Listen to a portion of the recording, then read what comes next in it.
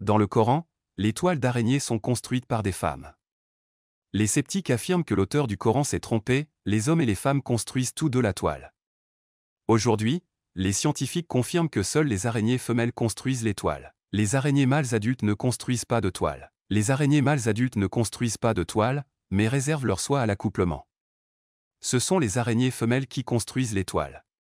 Ce fait a été découvert récemment, mais il a été décrit dans le Coran 1400 ans avant cette découverte. Ittakata s'adresse aux hommes. Ittakata s'adresse aux femmes. Le Coran a utilisé Ittakata pour les femmes.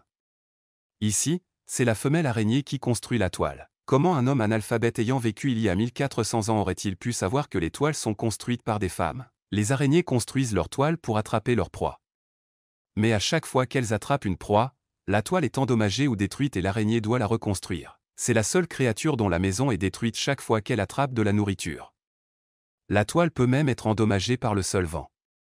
Mais la plus fragile des maisons est celle de l'araignée. Comment un analphabète qui vivait il y a 1400 ans aurait-il pu savoir qui a la maison la plus fragile? Dans le Coran, les animaux ont leur propre langue. Les sceptiques affirment que l'auteur du Coran s'est trompé et que seuls les humains ont des langues. Aujourd'hui, les scientifiques confirment que les animaux ont leur propre langage. Les humains ont décodé le langage de certains oiseaux. Les oiseaux ont leur propre langage. Cette découverte est récente, mais le Coran l'a décrite 1400 ans avant qu'elle ne soit faite. Le Coran dit que les oiseaux ont leur propre langue. Salomon a appris la langue des oiseaux. Le Coran dit également que tous les animaux glorifient Allah, mais que nous ne pouvons pas comprendre leur langue. Comment un homme analphabète qui vivait il y a 1400 ans aurait-il pu savoir que les animaux ont leur propre langue? Dans le Coran, les animaux terrestres et les oiseaux vivent en colonie.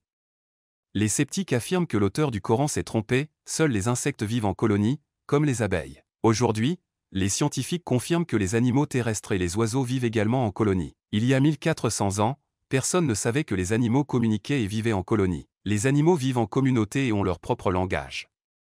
On le sait depuis peu, mais le Coran l'a décrit 1400 ans avant qu'on ne le découvre. Il y a des choses que tu fais peut-être et qui t'éloignent d'Allah. Si tu veux savoir ce que c'est, clique sur le lien dans la description de la vidéo. Les animaux sont des nations tout comme les humains sont des nations. Nous savons aujourd'hui que les animaux vivent en colonie sociale. Comment un homme analphabète qui vivait il y a 1400 ans aurait-il pu savoir que les animaux vivent en colonie sociale? La Bible chrétienne affirme à tort qu'il existe des insectes à quatre pattes Lévitique 11h20.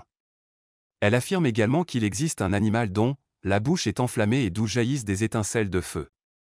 De ses narines s'échappe de la fumée comme d'une marmite bouillante sur des roseaux enflammés. Son souffle enflamme les charbons, et des flammes sortent de sa bouche.